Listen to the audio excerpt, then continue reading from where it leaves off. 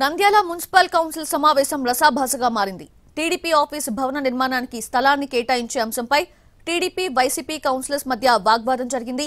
తీర్మానాన్ని ఆమోదించాలని TDP counsellors demand చేశారు.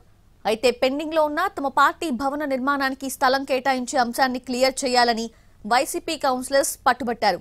దీంతో సమావేశాన్ని బహిష్కరించారు టీడీపీ కౌన్సిలర్స్.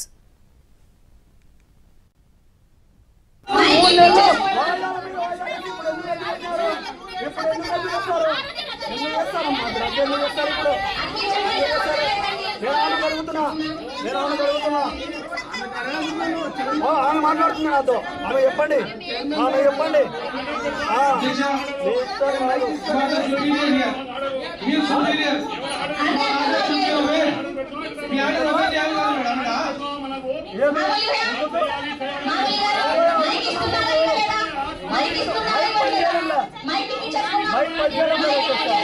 మైక్ పనిచేయడం లేదు.